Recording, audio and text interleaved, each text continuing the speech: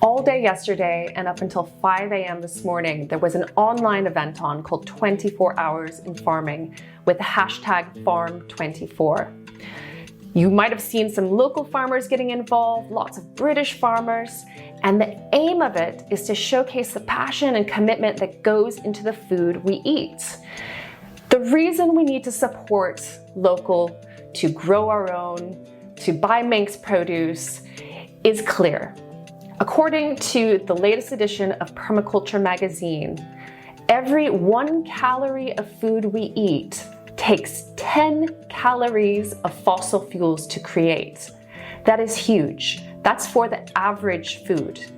So that includes fertilizers, pesticides, which are made out of fossil fuels. Then you have food transport that takes actual fuel, energy to keep it refrigerated. Now, that is for the average food. When you're talking about food that is brought in from other countries, that ratio goes up dramatically. So, for example, if you buy a carrot that comes from South Africa, every 1 calorie in a carrot goes up to 66 calories of fossil fuels to create. And then there's asparagus from Chile. For every calorie of asparagus, 77 calories of fuel are needed. So to put that into context, if you have 3 spears of asparagus on your plate, that will take about a 1/4 teaspoon of crude oil to create. It's about 1 gram. I think that analogy really makes us understand how much crude oil and fossil fuels we're using to eat. We're literally eating fossil fuels. And then when we think about meat, that goes up even more. So for the average 1/4 pound meat patty that you would have in a burger, that takes the same amount of fossil fuels to create as your car needs to drive 20 miles. That one little patty. So this is something to think about the next time you do your shop at your local supermarket. Those rows and rows of aisles of beautifully displayed food, lovely packaging, they represent an enormous amount of fossil fuel usage, including coal, crude oil, petrol, natural gas, and all of that is linked to devastating consequences for the environment. This is all very overwhelming. And all we want to do is eat well, to feed ourselves, feed our families, live a good life. But there are some positive things that we can do on an individual level to make impact on this huge global problem. Well, first and foremost, we can buy locally produced food.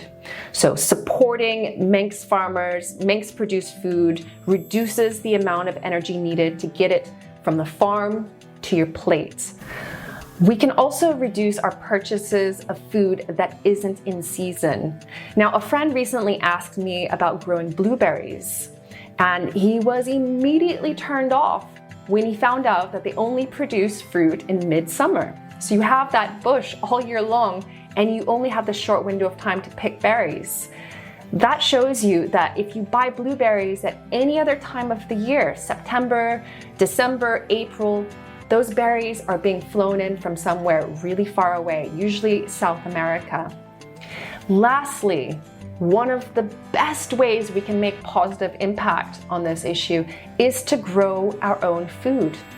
On windowsills, in containers, in flower beds, window boxes, out in the garden, and if you're lucky to have an allotment, there as well. You can reduce the amount of fossil fuels needed to almost nothing if you grow your own. Every mouthful of homegrown veg counts. So on that note, sow some seeds this weekend. It's going to be a bit wet, a bit soggy, yes, but make yourself a cuppa, work someplace that's a bit more comfortable in your kitchen, greenhouse, shed, anywhere under cover, and get some seeds in the ground. You can sow directly into modules and containers, and seeds you can sow this weekend include winter radishes, your ordinary salad radishes, spinach, lettuce, winter cabbage, pak choi, peas for shoots, turnips, and beetroot.